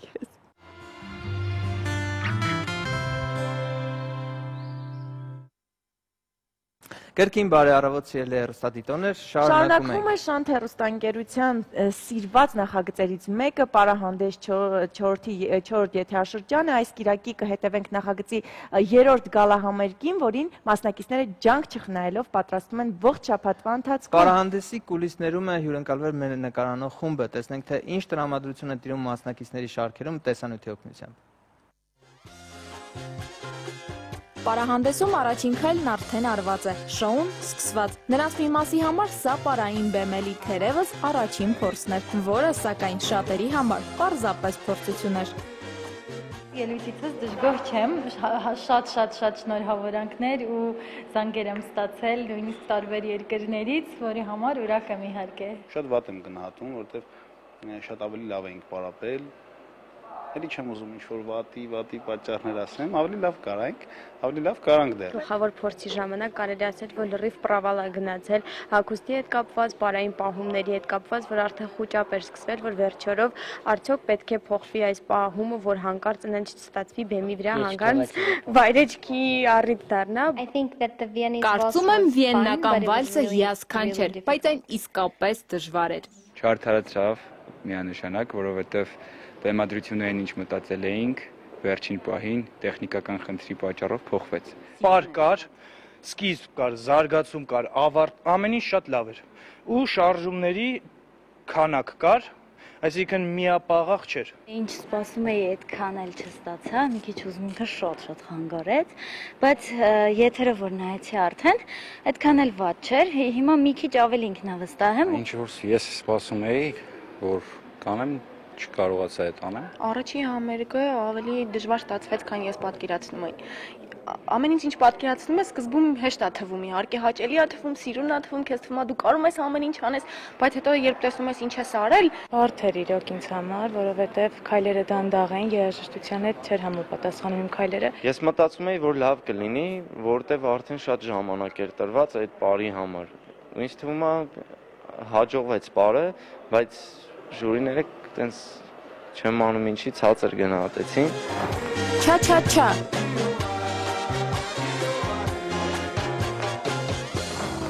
Դանդաղ վալս։ Հայկական ժողովրդական պար։ Այս անգամ ընտրված են այս պարերը՝ ժամեր տևող փորձեր, անվար շարժումներ, բռնված մկաններ և ելույթից րոպեներ առաջ վերջին ուղումներ։ Հաջորդը շարունակություն։ Ստե չվազես խնդրում, ոչ մի դեպքում չվազես, հետ մնա, բայց չվազես։ Փորձից փորձ արդեն արդյունք կա, որովհետև հասկանում ես արդեն իրենց մկանային համակարգն աշխատում, իրենց մտածելակերպը բարի հանդեպ է փոխվում, կամաց-կամաց իրենց վերագտնում են սրա մեջ, որը ողջունելի է, շատ լավ է։ Պարում ենք դանդաղ վալս, ճիշտ է Գևորգը գոհ չի բարից, վալսից, ասում է դանդաղ այդ էներգիան չկա, բայց ըստ ինձ իրա մոտ այս պարը ավելի լավ է ստացվում։ Ինձ համար ավելի հեշտ է բարել վալսը, որովհետև այդ սամբան մի տեսակ սենց աղջիկական շարժումներ, որը չկարողացա միջև վերջ յուրացնել, սենց շարժումներ բան։ Վալսը ավելի տղամարդու կեցված շարժումներ։ Ինձ թվում է լավ կլինի։ Պարը իմ համար բան է, դրայվ է, ռիթմ է, էներգիա է, երբ որ ես սկսում եմ դանդաղ ինչ-որ բաներ անել, դա իմը չի։ Նագրուսկան բանի մեջ,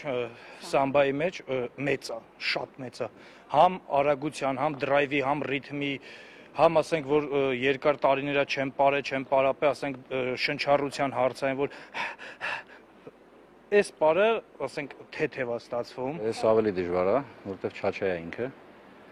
Իր ռիթմիկան, իր այս բարձր կրունգով կոշիկները պարզ եմ ասում, ինքը իմ համար ոչ թե ոնց որ բոլոր ցեղեքի համար չպարող, նույնն էլ իմ համար բառից բուն իմաստով դժվար է, որովհետև դու արդեն թաթերի վրա ես ու քեզանից պահանջում են, որ դու թաթ դնես նորից։ Վալսը ավելի դժվար է, քան սամբան։ Ինձ թվում է, որ սամբան աղտարեցի արդեն։ Ճիշտ սաման ավելի տենց դժվար է, բայց թե այնի քիչ ազարտ է, քիչ աշխուշա, քիչ կարելի է պուբլիկան տենց տաքանն է։ Չաչայի մեջ շատ դժվար է այդ տեմպի մեջ լինելը։ Այսինքն համ պետք է ներսդ լինի այդ տեմպը, համ էլ պիտի հասցնես էլի երաժշտության հետևից։ Խնդիրը մերն է, որ Արսենը արդեն հիմիկվանից տրամադրված չի բարին ու սենց ամենակարևորն է, որ ինքը բարի իր համար ոչ հանդիսատեսի ու ժյուրիի համար, որ բարը ստացվի։ Ինձ ոգևորում է Հարութի այն խոսքերը, որ մտածում եմ վալսը քո մոտ լավ է ստացվում։ Այսինքն սամբան չէր ստացվում, բայց գոնե այս մեկը ստացվում է։ Դրանից ոգևորված եմ, չգիտեմ։ Շարժում, կիրք, ռիթմ, հուզմունք և իհարկե պայքար։ Թեպետ առջևում դեռ երկրորդ համերգն է, բայց մրցակցությունն արդեն սկսված է, իսկ մասնակիցներն արդեն ունեն ցանկալի պար և հաղթելու հստակ մտադրություն։ Շատ եմ ուզում տանգո պարեմ, առաջին օրը արդեն Շուշոյն ասել է, որ երբ ենք պարելու տանգո։ Պասադոբել։ Ամեն ինչ կանեմ, որ պարեմ։ Հասնեմ այդ փուլը։ Ռումբա։ Ես ուզում եմ պարել ռումբա, քանի որ ես եղել եմ արքայադուստր Ժասմին Նալադինի մեջ եւ ուզում եմ եւս մեկ անգամ լինել արքայադուստր Ժասմին, գոնե մեկ օրով։ Ջայֆի մասին լավ բան շատ եմ ուզել ջայֆի մասին։ Այդ դրայվը կա ջայֆի մեջ։ Ջայֆի մեջ ուզում եմ այդ դիժանք մի քիչ։ Պասադոպոլ իսպանական, քանի որ Իսպանիան ընդհանրապես թե իր ֆուտբոլով, թե իր ամեն ինչով ինձ համար շատ կարևոր է։ Տանգոին եմ սպասում անհամբեր։ Ուզում եմ պասադոբել պարել։ Հենց իմ երազանքն ա եղել, որ ես բեմում պարեմ նմանատիպ պար, ժողովրդական պարը։ Ես ուզում եմ 10-ել պարեմ։ Եթե ես չէի սխալվում, Սոնան ասում էր ես եկել եմ հաղթելու, եթե ինքը եկել է հաղթելու, բնականաբար բոլոր պարերը պետք է հասցնի պարի, այլ տարբերակ չկա։ Պայքարում ենք, որ հաղթենք,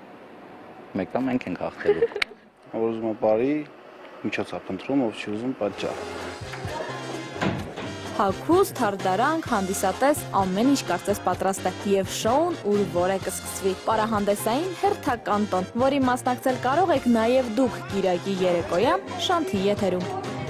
Իրինա Մկրտչյան, Արտակ Մարտիրոսյան, Առավոտը Շանթում։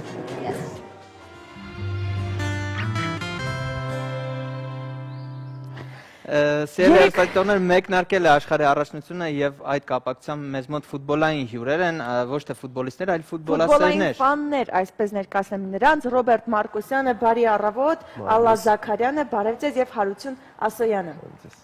Միանգամից հասկանում ենք, որ երեք լավ է սկսվել Ալլայի համար, օրը, որտեղ Բրազիլ է գրված։ Ալլա, միանգամից սկսենք քեզանից, որովհետեւ աղջիկները վերջերս են սկսել սիրել ֆուտբոլ, որտեղ ես հիշում եմ, որ 98 թվականին ստադիոնում չկար աղջիկ։ Ինչպես պատահեց, որ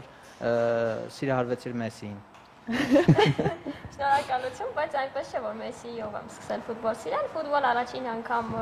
գիտակցաբար նայելով 2002 թվականի աշխարհի առաջնային եզրափակիչը, որտեղ իմ սիրելի Բրազիլիայի հավաքականը հաղթեց Գերմանիային, եւ իմ ամենասիրելի ֆուտբոլիստը Լուիս Նազարիո Ռոնալդո դե Լիման դարձավ 2 գոլի հեղինակ։ Իսկ դու մազերդ այդպես էր կտրել Մազերս այդպես չէի կտրել, բայց այդ հաղթանակից հետո առաջին անգամ զգացի, թե ինչ է նշանակում ապրել ֆուտբոլով եւ դրանից հետո իմ ողջ կյանքում երկրպագում եմ Բրազիլիային։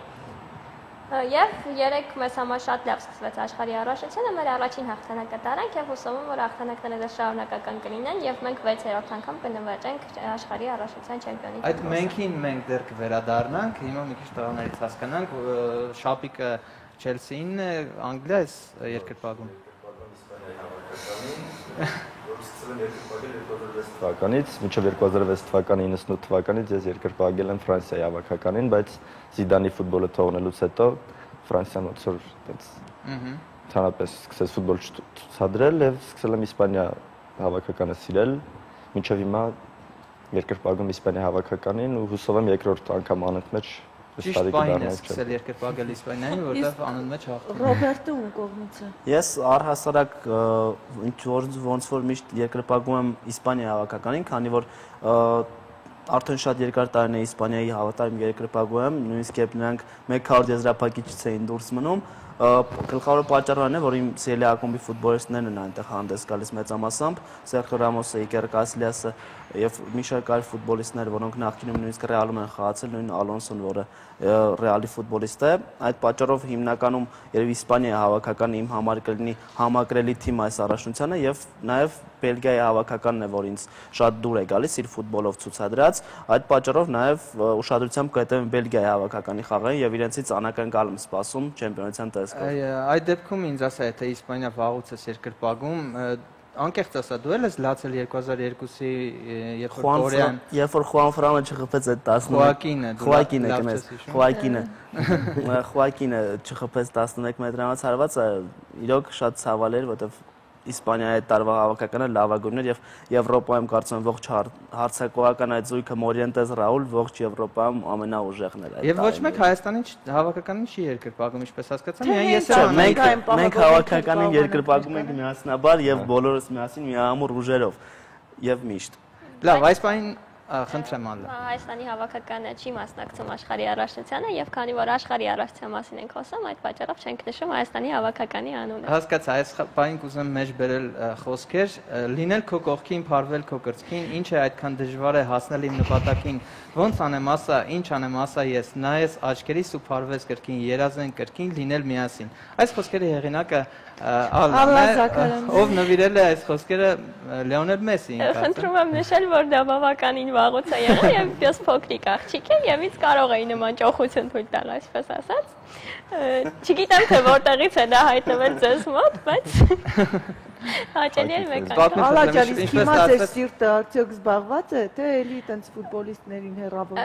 Իմ սիրտը զբաղված է ֆուտբոլով։ Եվ միայն ֆուտբոլով։ Ահա, տղաներ։ Ինչպես ստացվեց, որ սիրեցիր Մեսսին, որովհետև Ռոնալդոն ավելի գեղեցիկ է, եթե սիրելու մասին։ Քանի որ նախ առաջին հերթին ես ֆուտբոլը չեմ նայում տղաների գեղեցկության համար, ես չեմ պատկանում աղջիկների այդ դասակարգին, ես ֆուտբոլը նայում եմ ֆուտբոլի հենց խաղի համար։ Այդ պատճառով են իմ բոլոր սիրելի ֆուտբոլիստները երբեք էլ գեղեցիկ չեն եղել։ Իսկ եթե ասեմ, որ Ռոնալդոն աշխարհի լավագույն ֆուտբոլիստն է, Մեսսից լավն է, այս բաժակը կարող է հայտնվել իմ գլխին։ Եթերը չփչացնելու համար ոչ այս պահին, բայց հետո միգուցե։ Հասկանալի է։ Լավ տղաներ, ձեր կարծիքով ով է այս տարի աշխարհի առաջնությունում դառնալու չեմպիոն։ Բացի նրանից, որ երկրպագում եք ինչ-որ կոնկրետ։ Դե իհարկե, ուզում եմ, որ Իսպանիան դառնա, բայց իմ կարծիքով ամենաշատ շանսերը այս տարի ունեն Բրազիլիան եւ Գերմանիան։ Չնայած, ինչպես Ռոբերտը, ես էլ եմ սպասում Բելգիային։ Իմ համար այս հավաքականի այս առաջնության հայտնություն կարող է դառնա եւ եթե չեմպիոն ոչ, գոնե կիսա եզրափակիչ գնա, բայց կարծում եմ չեմպիոն կամ Գերմանիայի հավաքականը կամ Բրազիլիայի հավաքականը, որովհետեւ Իսպանիային քիչ դժվար կլինի երկրորդ անգամ անոթ մեջ։ Շատ հուսով եմ Իսպանիան կդառնա։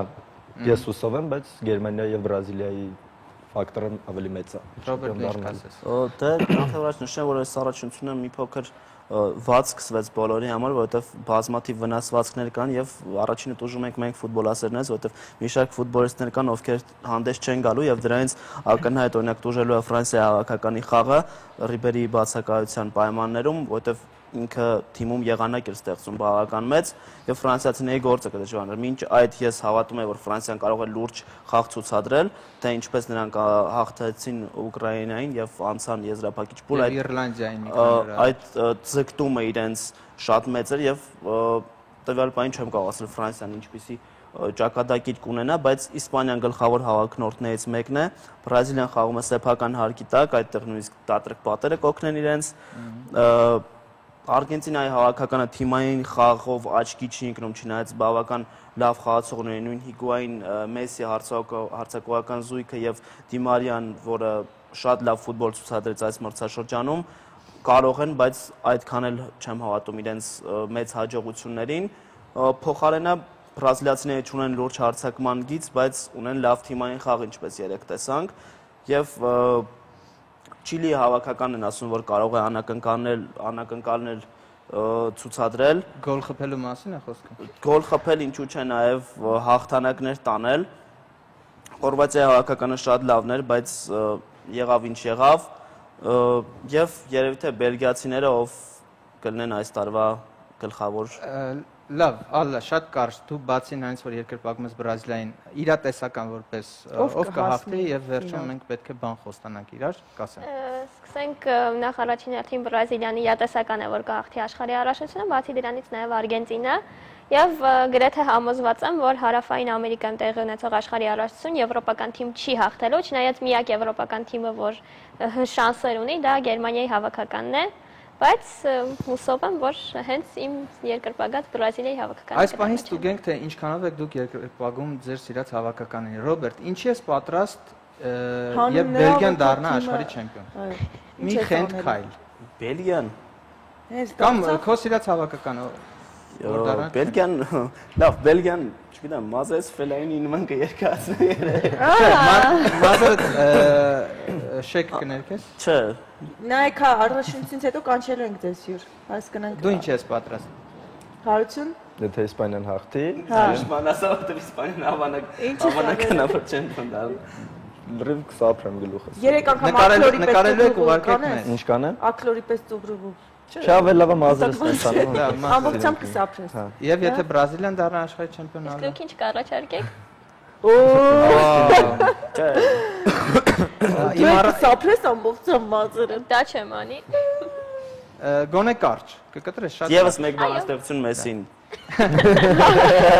Դե շնորհակալություն եմ բոլորին պարտադարձ որ ես ֆուտբոլիստ Իսկ դուք ինչ կանեք։ Եթե Ուրուգվայը դառնա աշխարհի չեմպիոն, շորերով կմտնեմ Կարապի լիճ։ Վերջ։ Բրավո։ Իսկ ես ֆուտբոլի հետ կապ չունեմ, ոչինչ էլ չեմ անի։ Շնորհակալություն ենք ձեզ հատում։ Մենք հիմա մայկաներով կփոխվենք, սիրելի հեռուստադիտողներ, իսկ հիմա գովազ։ Օլե, օլե, օլե, օլե, գովազն ենք։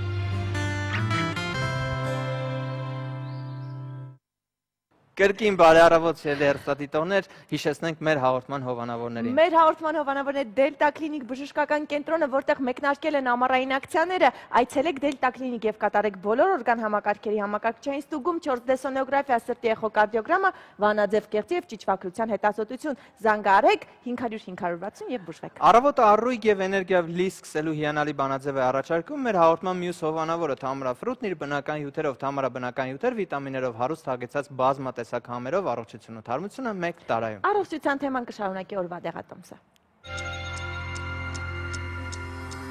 Մեր տատիկների խորհուրդների զինանոցը շատ մեծ է ցանկացած հիվանդության դեպքում։ Այժմ տեսնենք, թե կեռասն ինչ օգտակար հատկանիշներ ունի եւ ինչու է պետք կային ուտել։ Իսկ այդ հարցում մեզ կօգնի Մարիամ Վահանյանը։ Բարի լույս, Տիկին Վահանյան։ Եվ ինչու է անհրաժեշտ ուտել կեռաս, հատկապես տարվա այս սեզոնին թարմ վիճակում։ Նախ որ կեռասը ինքը շատ համեղ միրգ է եւ երկրորդը ունի վիտամինների մեծ պաշար եւ օրգանիզմը վիտամիններով հագեցնելու եւ աղեստամոքսային տրակտը կարգավորելու եւ նա ունի նաեւ ախորժակը բացող հատկություն։ Եթե որից մեկը ունի ախորժակ կամ նիհար է իրենց երեխան, կարող են հանգիստ կերաս օգտագործել եւ երեխան ուղղակի 15-20 րոպեից հետո կուզենա արդեն սնունդ օգտագործել։ Կերասը ինքը նաեւ արյունը շատացնում է, եթե կա սակավարյունություն, նա հրաշալի սնունդ է արյունաստեղծ օրգանները դրդելու եւ արյան մեջ վիտամինների մեծ պաշար, դա B վիտամինների քանակությունն է, կալիումն է, կալցիումն է, ֆոսֆորն է, ասեմ, որ այն նաև հրաշալի սնունդ է նյութափոխանակությունը ոչ միայն լավացնող, այլ եթե կա բորբոքային վիճակ, եթե կա մաշկի խնդիր, եթե կա աղեստամոքսային տրակտի բորբոքում, տասիրկումատնյա աղիների բորբոքում, այն օգտագործում են, որպեսզի այդ բորբոքումները վերացնի։ Ճապոնացիները կերասը օգտագործում են նաև միզաքարային հիվանդությունների դեպքում, ուղղակի վերցնում են 100 գրամ կերաս, վրան լցնում 200 գրամ ջուր եւ թողնում թույլ կրակի վրա 10-15 րոպե։ Դրանից հետո օրը 4-5 անգամ օգտագործելուց ընդ որում 2 օր ընդամենը եւ իրենց խնդիրը սպառ կվերանա։ Կերասը նաեւ օգտագործում են եւ չորացած վիճակում եւ տերևները եւ ծաղիկները, եթե կերասի թարմ ծաղիկներից եւ տերևներից հյուս են պատրաստում եւ դնում վերքի վրա կամ խոցի վրա կամ դեմքի պիգմենտացիայի եւ ասենք այնտեղ բորբոքային վիճակ է լինում դեմքի վրա, ապա այդ բորբոքային process-ը վերացնում է եւ վերքը արագ լավանում է։ Ժողովրդական բժշկությունը շատ միջոցներ ունի կերասի օգտագործման համար, եթե հիմնականում մենք անդրադառնանք նրա չորացած տեսակին, ապա այդ դեպքում տարվա բոլոր եղանակներին վիտամինային մեծ պաշարը ավելացնելու համար օգտագործում է կերասի չորացած տեսակը, պտղի վրա ավելացնում են, ընդ որում 2 ճաշի գթալ պտղի վրա ավելացնում են 100 գրամ եռացրած ջուր եւ դնում արմանդ կրակի վրա ընդամենը 5-ից 10 րոպե եւ այն հրաշալի միջոց է միզաքարային բոլոր հիվանդությունները վերացնելու համար։ Այն նաեւ քանի որ միկրոբները վնասազերծելու հատկություն ունի, կարող են ուղղակի կոմպոտները կամ ուղղակի հյութը օգտագործել բերանի խոռոչի տարբեր հիվանդությունների համար։ Վնասազերծում է միկրոբները եւ ձերբազատում հիվանդությունից։ Շնորհակալություն խորհուրդների համարից մենք հիշենք, որ մեր կյանքի որակն ուղիղ համեմատական է մեր սննդի որակին։ Սնվենք առողջ, լինենք առողջ։